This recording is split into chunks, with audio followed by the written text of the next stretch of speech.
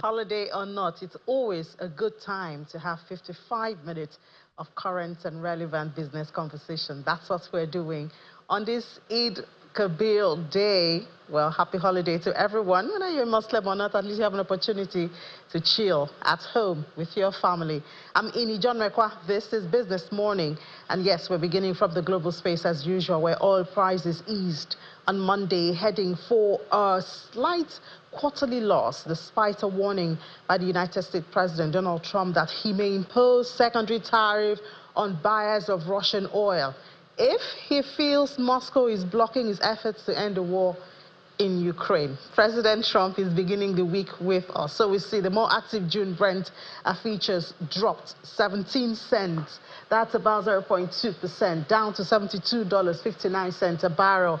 WTI is also down more than that, 0.3%. That's about 18 cents to $69.18 a barrel. Now, France month Brent, which is up 8 cents, also expires later on today. Both benchmarks settled low on Friday, but recorded a third consecutive weekly gain. They were on track to end the month nearly flat and post their first quarterly drop in 2 quarters.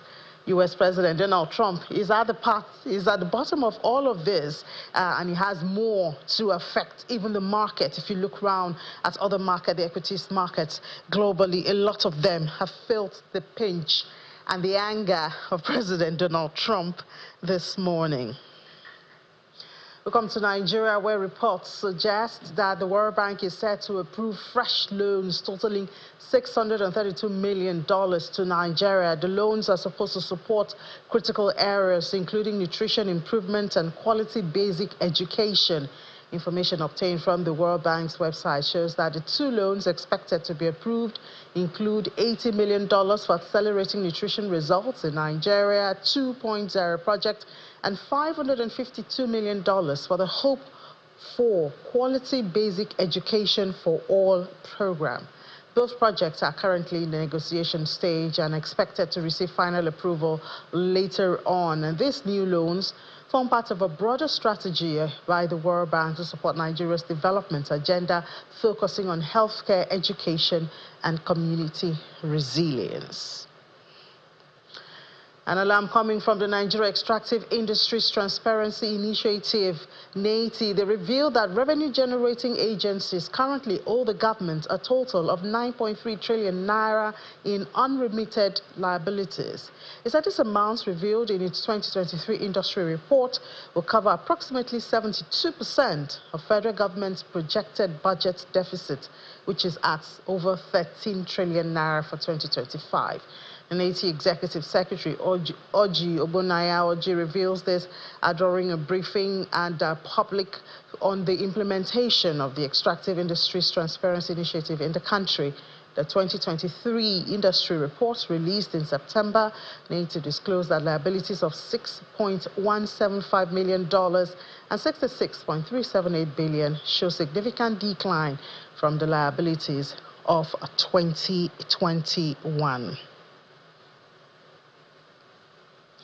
And away from that now, the Chief Executive Officer of the Nigerian Economic Summit Group, NESG, that's Mr. Tayo Aduloju, has endorsed the federal government's decision to exempt pharmaceutical products from import duties, stating that the move will enhance market competitiveness following the withdrawal of U.S. funding for pharmaceuticals. We're speaking with reporters in Abuja, and he emphasizes the need for strict monitoring to prevent the influx of counterfeit drugs.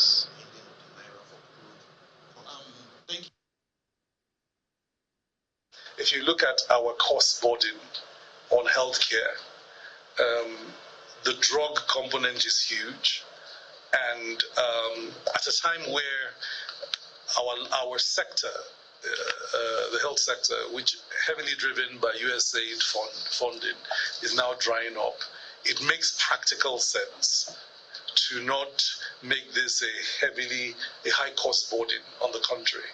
And so the zero tariff allows you to bring in price competitive, drug supplies to meet our requirements at a time like we noted where USAID support, and its largest support was in healthcare. is no longer available. And so we think that there's a logic to that alignment between post-USAID exit funding of healthcare sector in Nigeria and zero tariff drug incentives. We think ultimately localizing key components of the pharmaceutical value chain for essential drugs is an important next step to catalyze. It makes sense to use this crisis to go beyond the zero tariff drug imports to actually catalyzing the local pharmaceutical and drug value chains. Well, that's what we're saying, staying on the issue around pharmaceuticals and that waiver that's supposed to last for 2 years. The Nigeria Customs Service has said that it has commenced that implementation of that zero tax on imported pharmaceutical inputs, not the pharmaceutical themselves. And Customs said that implementation commenced after President Bola Tinubu approved the comprehensive guidelines for that exemption of duty and value-added tax on critical raw materials used in manufacturing pharmaceutical products. The Customs say that in line with the presidential directives to enhance local healthcare manufacturing, reduce production costs, and attract investment. The guidelines were approved by President Bola Tinubu through the Minister of Finance. And we have right here in the studio to tell us expectations and perhaps this implementation that we're even talking about, because, you know, sometimes you could hear implementations and we don't know if it's really being implemented in Nigeria. We have pharmacist Wale Oladigbolu. He's a senior vice president of Advantage Health Africa. He's also the immediate past national chairman of the Association of Community Pharmacists of Nigeria. Pharmacists, good morning. Thank you so much. Thank you so much. And happy holiday. Happy holiday. Thank you for sharing part of your holiday with us. It's very interesting to share with you. I know, right?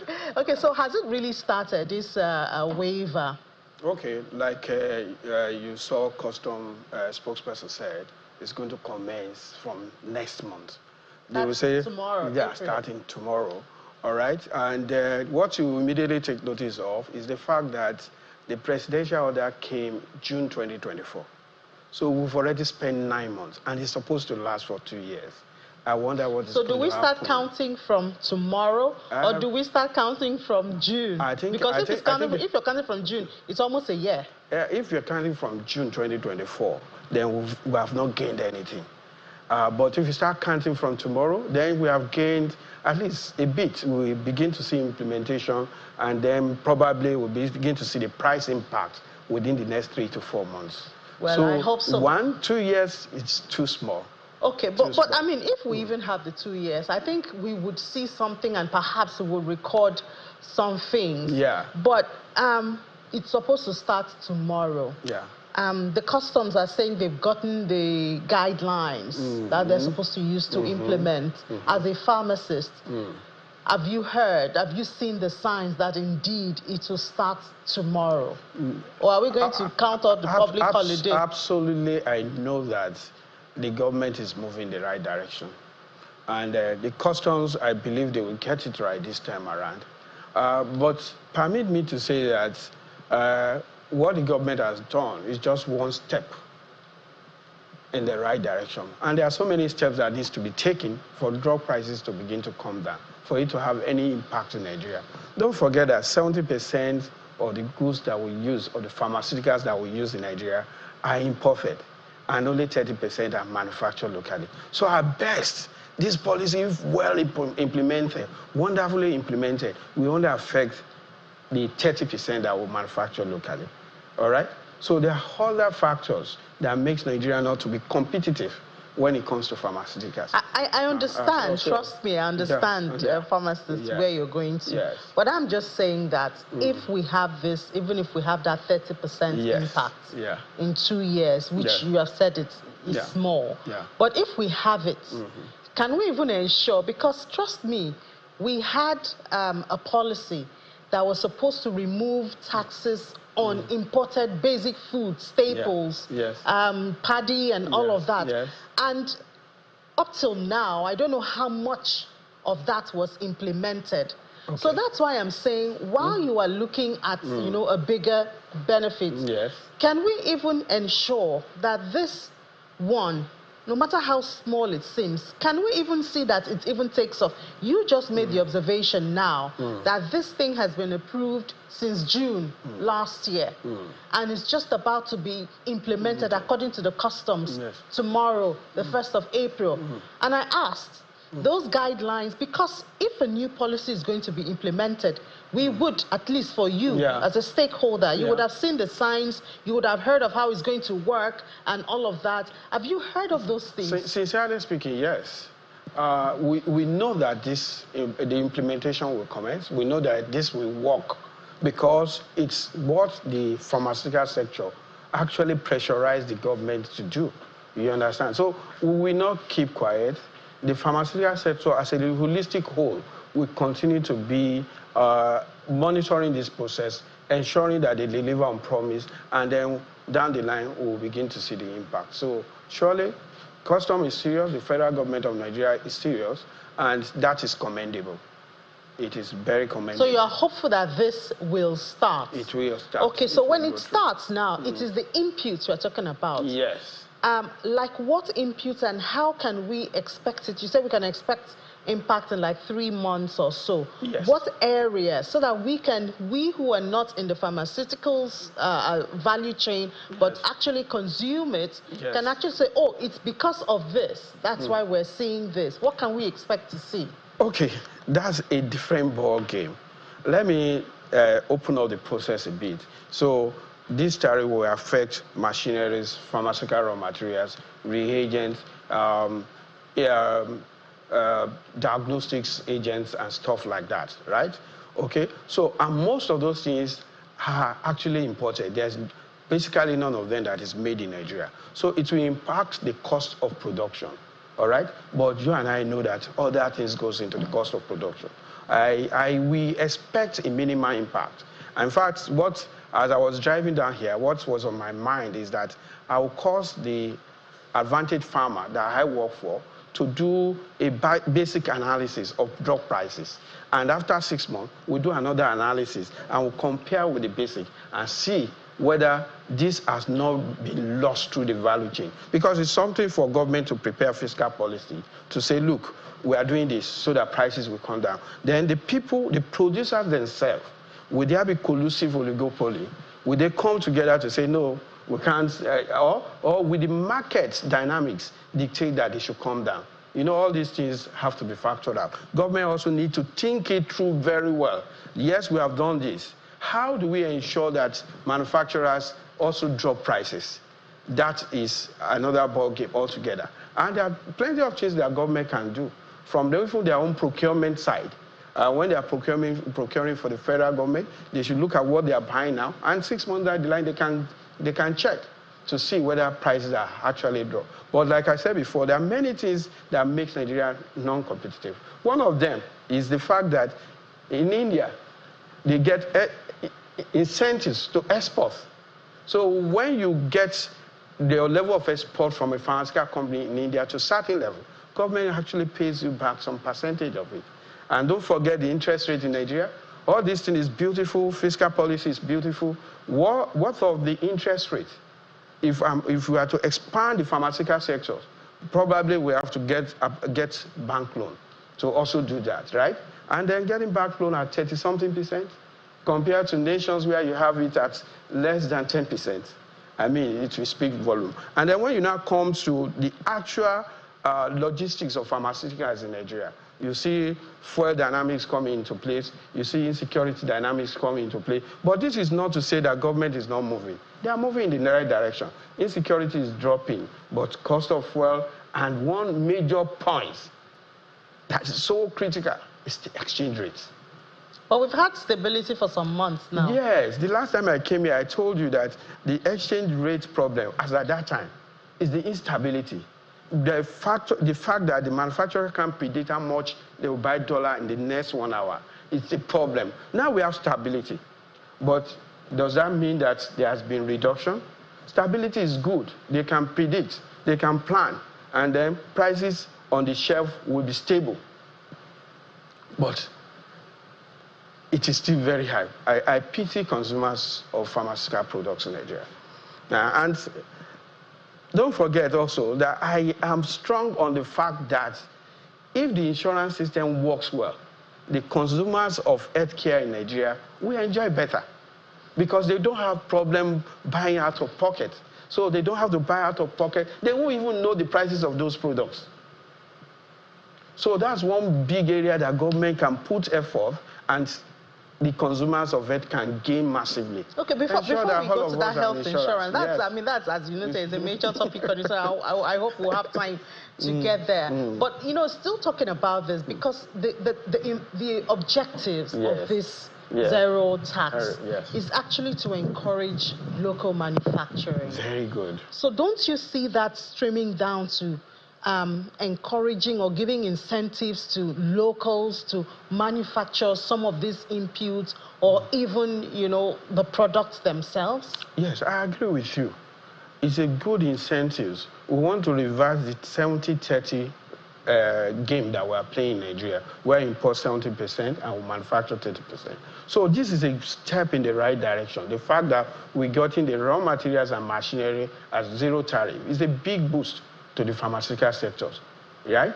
But if you look at it, it doesn't also encourage capital influx into the sector. Why am I saying so? There will be no new entrants because new entrants won't enjoy this. The government has already prioritized 87 companies that will enjoy it.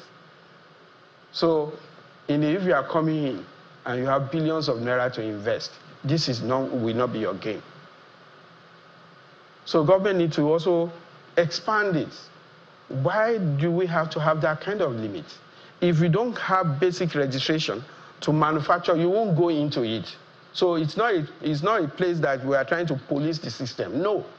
If anybody that is qualified to manufacture, who has PCN certification, NAFDAC registration for his product, should also enjoy from it.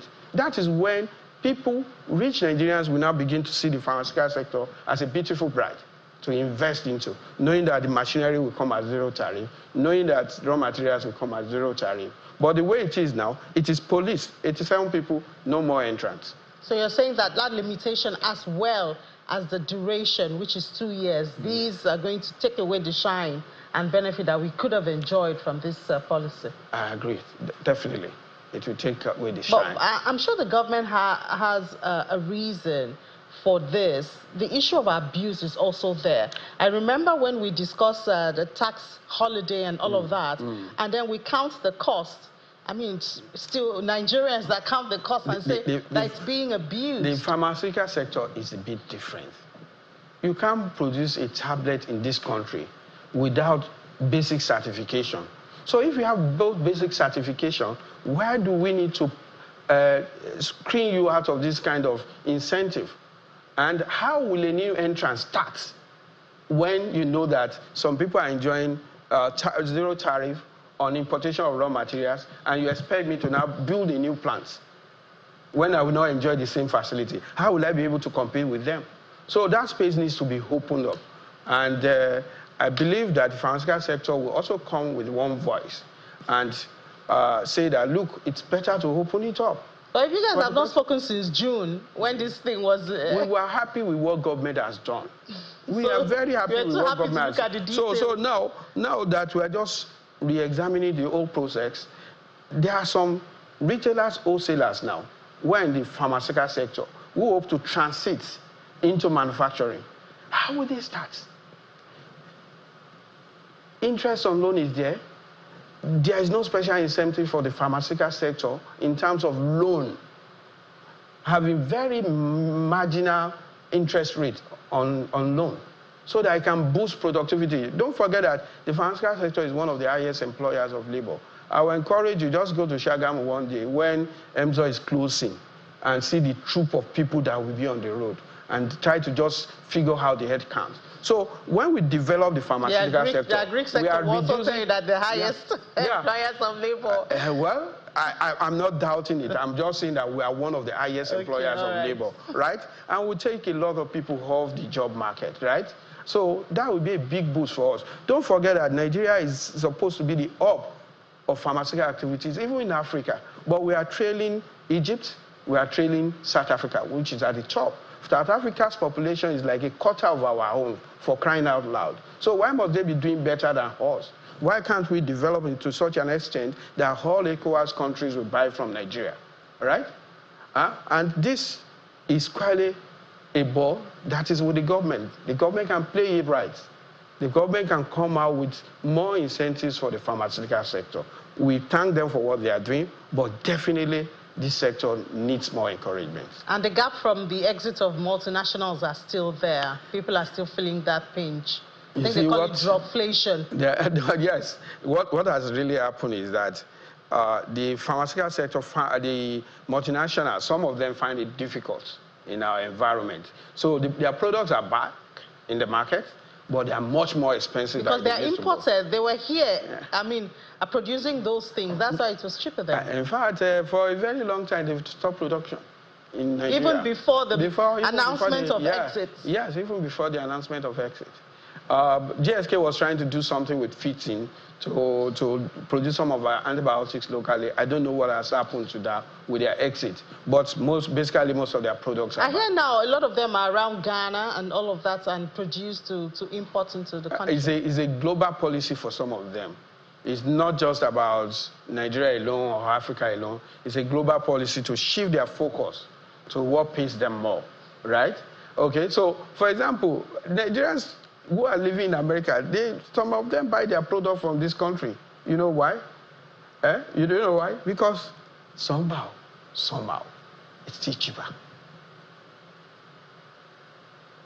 What about this notion that we're beginning to get tourists, medical tourists, people who come to Nigeria for the services because of costs? Yes, and I believe that we should do more to encourage that influx. It's correct. It's correct. Because access to healthcare in this country, why we generally we say is poor. But if you are coming from outside the country and you are patronizing private healthcare system, then you get access to healthcare quicker. Is it because of the devalued naira? The valuation in naira is there. The cost burden when you access healthcare in those countries are also there. And we also have expertise. We have good expertise. And the healthcare facility in Nigeria is developing, especially when it comes to human resources. We are good. Are you saying our brain drain is no longer an issue? Because the doctors are still crying out. So what do you have? Yes, you have the younger population trying to get out of the country. You have the older population who are more experienced trying to bring investment back to the country. And because the world is a global village, there is no expert in the whole of this world that you can bring to this country.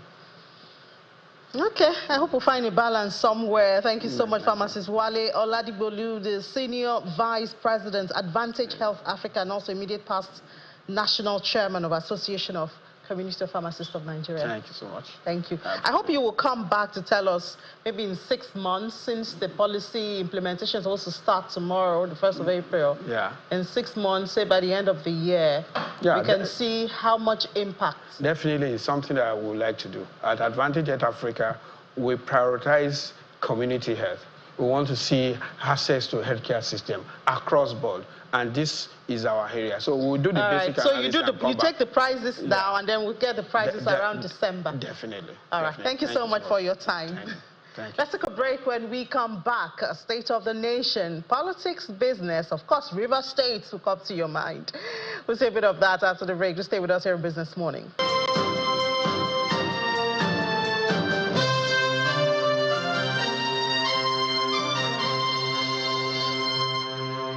Welcome back to watching Business Morning right here on Channels Television. And yes, in River State, we know that the state of emergency is still there. How many weeks now? We have a sole administrator in that state amidst a democratic government in the country. So let's find out if this is affecting us in one way or the other. We've seen our reporters there say that there's calm there, but Dr. Taufik Raimi is the president and chief executive officer of REIT Value Consultants. He's also a development expert and business economist. And joins us to give us his own observations with all of this. Thank you so much for your time, Dr. Raimi, and happy holiday to you. Thank you very much for having me. great. So, happy Eid al-Fitr to our Muslim brothers and sisters across Nigeria and in the entire world. Exactly, wish them the same too. But I don't know if the residents of Rivers State are, anyway, we've heard, even though there's that state of emergency still on in Rivers State, it's been calm, businesses are going on. Would you say that a lot of people have said, oh, they do not really support the decision of the president?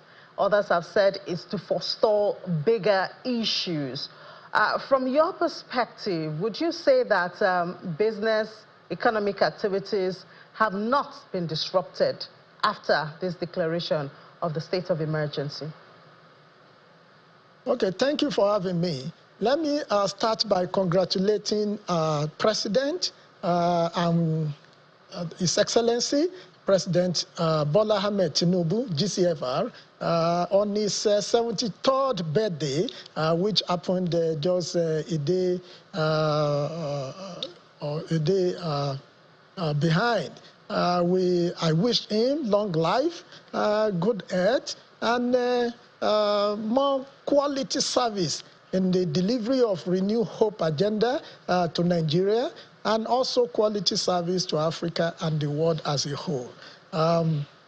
You are have asked a very important question.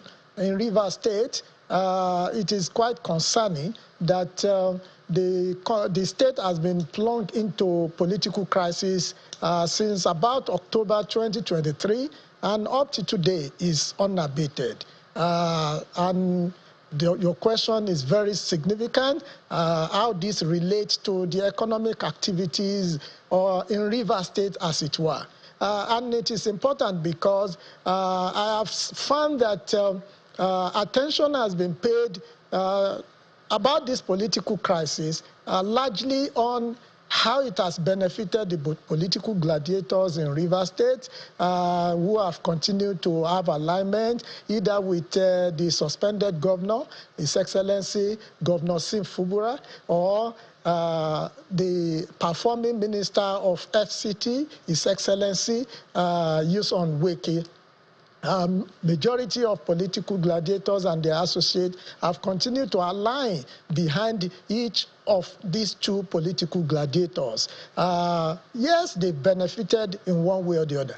I've also found that the political crisis in Rivers State have continued to benefit ethnic coloration from the Ijaws to the Ikweres, to the Calabaris, to the Ogonis. People are trying to have emotional affiliation to this political crisis. I've also found that this political crisis in Rivers State have continued to engender benefit on social media, with a number of people turning it into creating content. It has also served the need of entertainers who have looked at what is happening in Rivers State in terms of comedy or tragedy or drama. However, what is supposed to be of greatest concern, which questions have not been rigorously asked, or which has not been interrogated, or which has not been answered, is the impact of this political crisis on the economic survival of the people in Rivers State,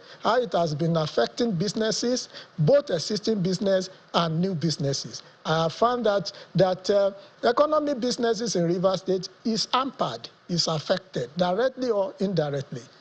People who are supposed to be both investors from Nigeria and even from abroad are doing what I call wait and see to see whether this political crisis will abate. A number of existing businesses are also losing customers. There is also a growing apathy as regards there is no appetite for new investment. So if anyone wants to have an holistic dimension, we have to contextualize this political crisis with respect to how it is affecting businesses and how it can also even work worsen the poverty rate of our people in Rivers State, how it can also affect new jobs or loss of jobs, affecting new job creation, and also could lead to unemployment. How it can also lead to economic recession if not addressed.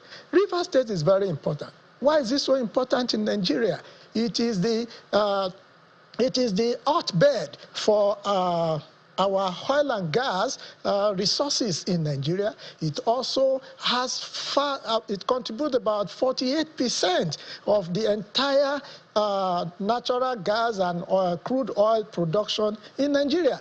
It has the third largest airport in Nigeria, located in Port Harcourt. It has a number of other natural resources, including clay, including timber, also white sand ocean. Rivers State also contribute largely to our government revenue base. And so that is why I believe the President, His Excellency, has thought it wise that in order to reduce or to eliminate the growing political crisis in Rivers State, there is the need for what we have described, what he has described as extraordinary action. Extraordinary decision provided in the Constitution allow the President to take drastic measures that will curtail the growing incidence of political crisis in Rivers State. So, Dr. Rami, would you say it is causing impact? Would you say that this intervention by the President has actually brought calm? I mean, you noted there the possible impact it's had even on foreign direct investments, foreign even FPIs, and especially our oil production. Would you say that this has calmed nerves when it comes to the issue going on there? Yeah, I would say it is too early in the day because the proclamation, which was supported and approved by the National Assembly for the state of emergency, only took place about 2 weeks ago and is to last for 6 months.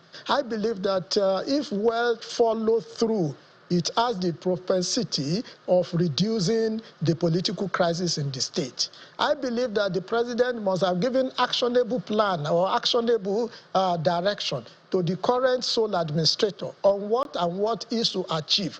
I'm only saying also in that actionable plan, while pursuing peace among the different people within Rivers State, the sole administrator also must look at the economic impact that is coming in, will bring positively not only to Rivers people, but to other people, investors who want to bring in investment into Rivers State. Rivers State used to be a place where so many investors, both within and outside Nigeria, were gladly rushing into before the current crisis, which started with the current governor.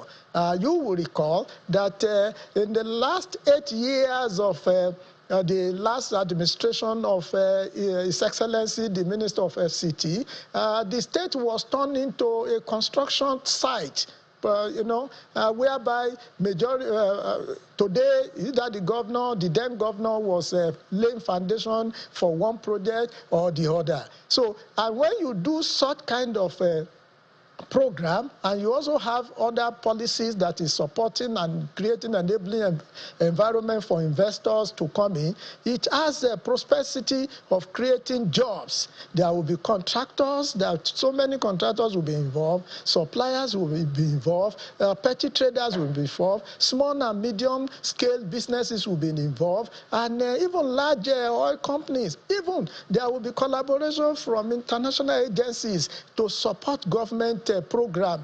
I am aware, as I sit here, that in the past years, I am not just a scholar. I'm also a practitioner into different sectors of our national life. There was a time I also led a team to Rivers State to explore investment opportunity when they wanted to create what they call Greater Port Harcourt. which is like a brand new district that will have so many amenities, both housing, real estate, and also infrastructural development. You know, it was because there was political stability or reasonable political stability. So as it is now, there's the need for the new administrator to not only to bring peace and reduce agitation among ethnic groups, among political groups. It's also important that it should also ensure that there is economic stability, whereby people can go about, conducting their businesses without intimidation. Currently, or before now, there is palpable fear. All right, Dr. Raimi, among businesses. So this suspension of Governor Fubara, the president said is going to be, I don't know if to say initial period of 6 months. I don't know if there'll be an extension or so. What do you see from the trend that we've noticed in the last 2 weeks?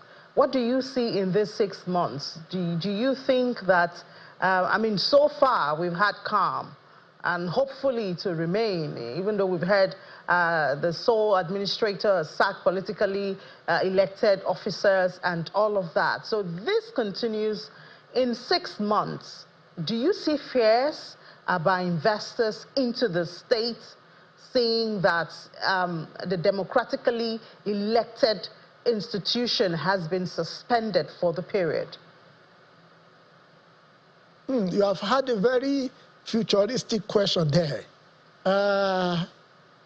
When the sole administrator came on board, he had a meeting. He has been holding series of meetings with different stakeholders.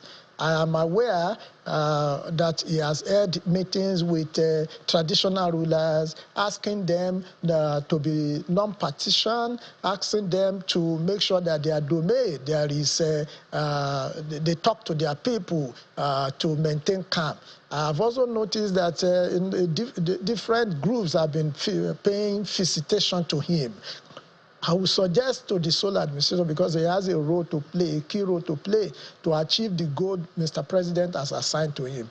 I would suggest that he should keep focus. He should not be distracted. While he is pursuing peace, he should also ensure that people can go about conducting their businesses without hindrance. What I see is that within the next 6 months, I'm seeing possibility that the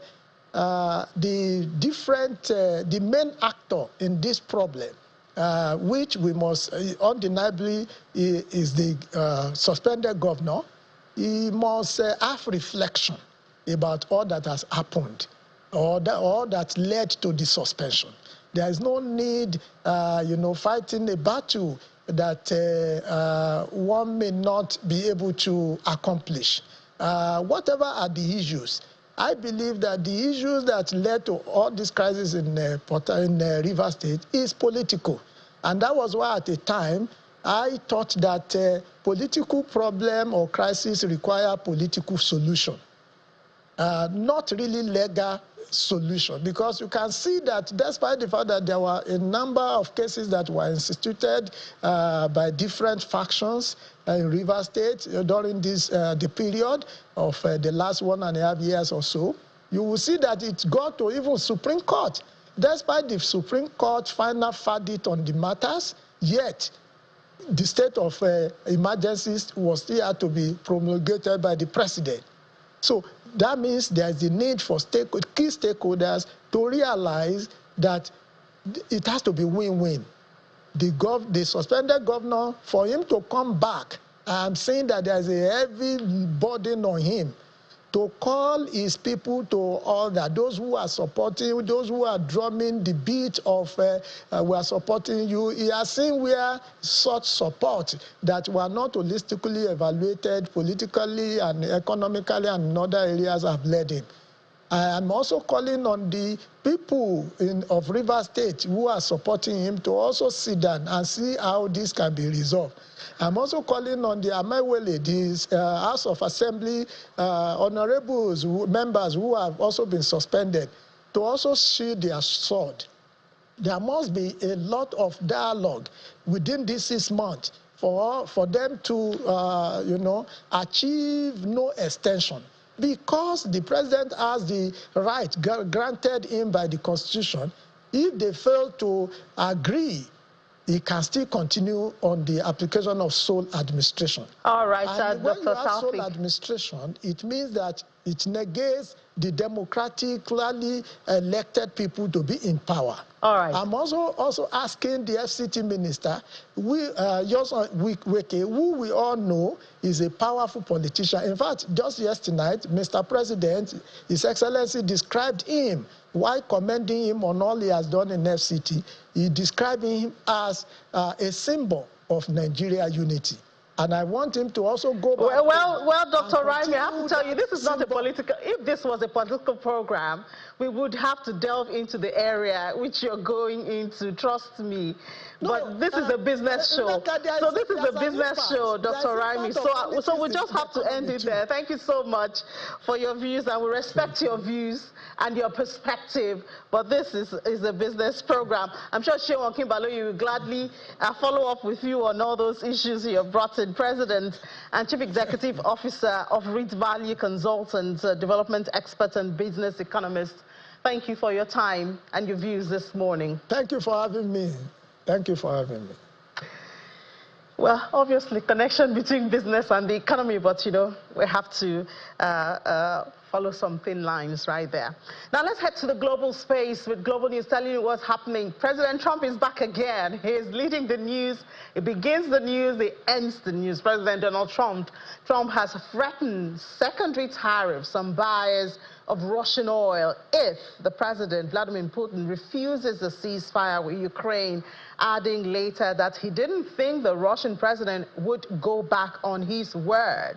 The president said he was pissed off and very angry at Mr. Putin for casting doubt on Ukrainian President Volodymyr Zelensky's legitimacy as a negotiating partner and threatened curbs on all oil coming out of Russia. In an interview that I had at NBC yesterday, that's President Trump, criticized Putin for attacking Ukrainian president as credibility and threatened to impose a 50% tariff on countries buying Russian oil if Mr. Putin did not agree to that ceasefire. Last week, Putin had suggested the possibility of an unrun government in Ukraine to organize new elections and then begin peace talks. I'm sure we all saw that. Well, Trump's comment marked a change in tone towards Putin. Over the past 6 weeks, we've seen Donald Trump publicly arguing with Zelensky and demanding numerous concessions from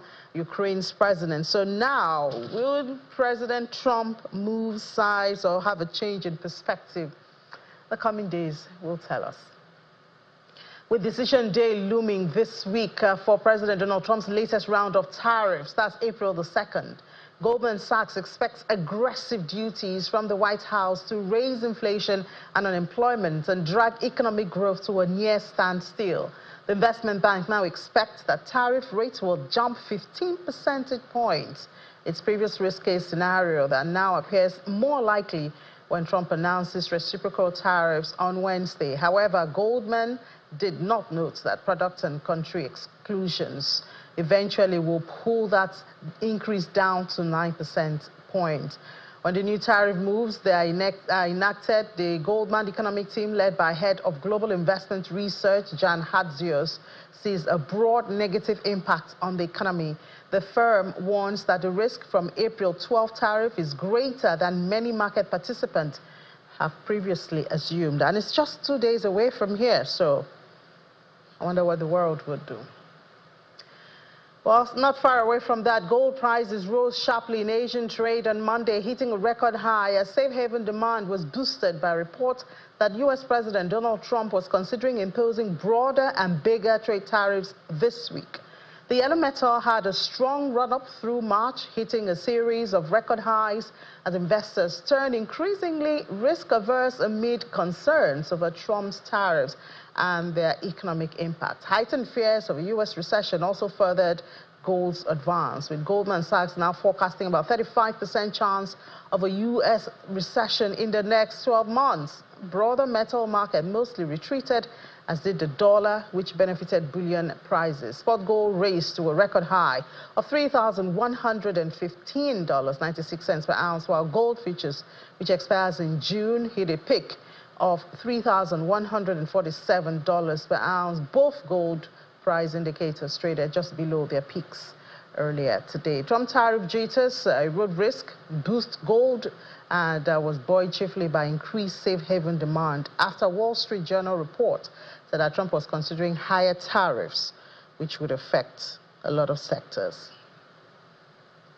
Now we move to China, where the manufacturing activity expanded at its fastest pace in 1 year. That happened in March.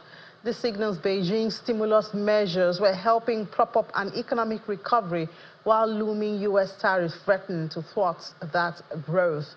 The official Purchasing Managers Index came in at 50.5 in March, according to the National Bureau of Statistics data that was released earlier today, marking the fastest expansion since March last year and in line with other polls estimate. The PMI figure sprang to above 50 level threshold, which determines expansion from contraction in February, coming in at 50.2 from a contraction of 49.1 in January, as production resumed after the Lunar New Year holiday. The sub-index for production edged higher, 52.6 for March, while that of new orders climbed to 51.8, pointing to improvement in manufacturing supply and demand. The employment reading declined from the previous month of 48.2. The PMI reading suggests infrastructure spending is ramping up again and that exports have so far remained resilient in the face of U.S. tariffs. And this is expected, of course, to spread to other parts of the economy, yet the economy is still on course for a slower growth in the first quarter compared to the fourth quarter of last year. And the Statistics Bureau PMI for non-manufacturing activity, including services and construction, went up also 50.8. That's the highest level in 3 months. Unemployment sub-index of the non-manufacturing PMI dropped, however, 45.8, which with declines seen in both services and construction. And from there, we see what's happening with Japan. Just closed there, we see that Japanese industrial production grew more than expected in February as local manufacturing picked up amid some resilience in overseas demand, while the front loading of exports also helped. But weak local demand, especially in private consumption, saw retail sales miss growth expectations. Industrial production grew 2.5% month-on-month in February, more than expectations of 1.9%, according to government data. Local manufacturers were seen ramping up output to front-load exports before the imposition of that steep U.S. trade tariffs that's supposed to start on Wednesday, although overall manufacturing still remained weak after a host of disruptions in recent years. But sectors such as automobiles and electronics face growing headwinds from the U.S. tariff, which could hurt future overseas demand. President Donald Trump, of course, is set to unveil that reciprocal tariff against major trading partners from Wednesday, April the 2nd. And, of course, it will affect them. From Japan, we move to the United Kingdom, and what some have described as a shake-up of long-standing travel rules. European nationals heading to the UK from Wednesday will need a mandatory entry permit, which the British government says will strengthen border security. The electronic travel authorization can be bought online in the next few days, about 12 euros, 10 pounds that is. But the price is rising swiftly from April 9 to 16 pounds. And this is supposed to begin on Wednesday. We have our correspondent in London, Juliana Olainka. Hi, Juliana. Good morning and welcome to the program. Good morning, Annie. Yeah, so what's this? I thought there was is this still Brexit? Is this bringing any sour taste or relationship between Europe and the UK, this need for permits for Europeans to get into the UK?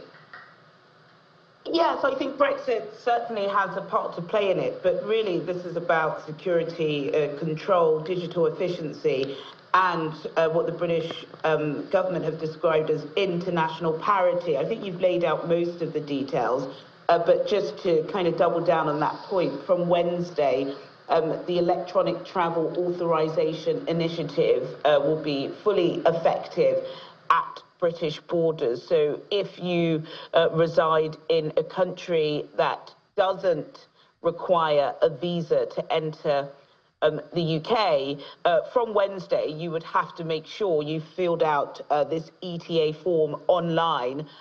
Now, according to the British government, it literally takes a few minutes to fill out. You also get the results instantly, but they are suggesting that passengers apply 3 days before they depart. So I think on the surface, it's pretty straightforward. I think the British government want to be in control of their borders.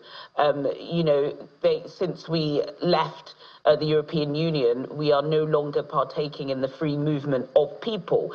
So even though most, in fact, all European countries enjoy visa-free travel to Britain, I think they want to make sure they know just who is coming in, and whether or not any of these individuals have criminal pasts.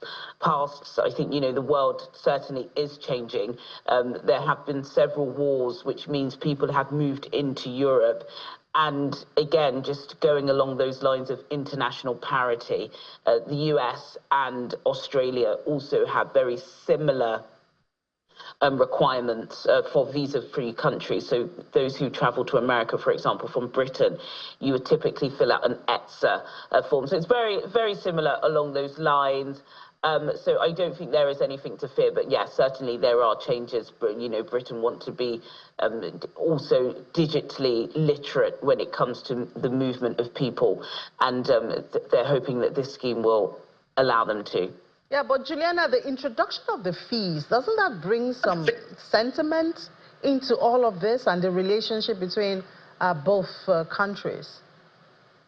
I'm not certain. I think, you know, there will always be an administration fee. It's £10, which is, God goodness, what, about €9, and then it goes up to £16 next week.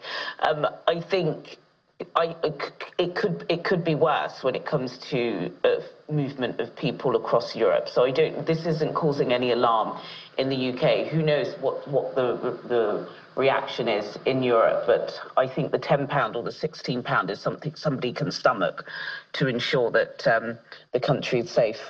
All right. So, and there was a meeting between Sir Keir Starmer and President Trump yesterday. I mean, President Trump doesn't seem to be smiling. You know, in Nigeria, he's not smiling with anybody, but they call it productive talks towards UK-US trade. Is this going to give a soft landing, you know, to the UK amidst all of these tariff talks?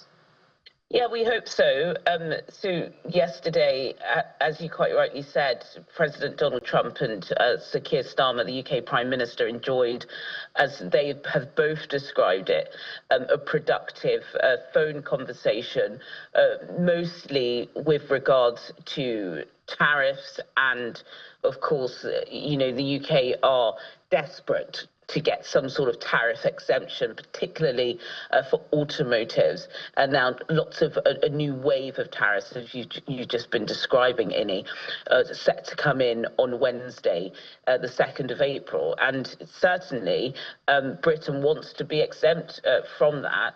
Just a couple of days ago, Jonathan Reynolds, who works as a senior business minister, he took quite a large delegation over to Washington to have talks with individuals within the White House, from and following Rachel Reeves' fiscal statement last week. Lots of the talk was towards Donald Trump, making sure we're appeasing him in public, but I think still being quite strict. I think, you know, Sir Keir Starmer is very much aware of the optics. He doesn't want to come across as too weak and sort of kowtowing to everything Donald Trump says, because most powerful men don't enjoy that anyway. So I think for British business, British industry, I think we're kind of feeling pretty safe. We have some negotiation room because of the digital tax that we implemented just after the COVID lockdowns. This, of course, affects a large swathe of US tech companies. So I believe that perhaps that could be used as some sort of barter to ensure that we come off relatively free from these threats. But yes, so I think very positive that both the White House and Downing Street described yesterday's talks as productive. And of course, just to mention very importantly that the coalition of the willing, this European force united in trying to see a ceasefire, that was also discussed on the call. All right, Juliana, do we have any important data to look forward to this week? Pretty quite weak this week, to be honest with you, Innie. We're actually on the same timeline now.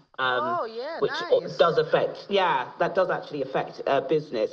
But we do have some S&P data on the PMIs, but no major announcements. I suppose we're all just waiting to see what happens with Trump, and there are a slew of bills to be rising. Because, of course, we've got a change of the fiscal year this week.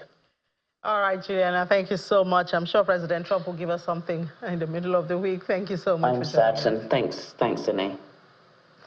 All right, so that's it on the program. Thank you so much for being a part of this very first episode of Business Morning this week. At 1 p.m., I'll be back with Anita Edet to take you around the world of business. Once again, it will also be 55 minutes, so you can ensure that we will give you updated information you don't want to miss. I'll see you later, Mini John McQuarrie.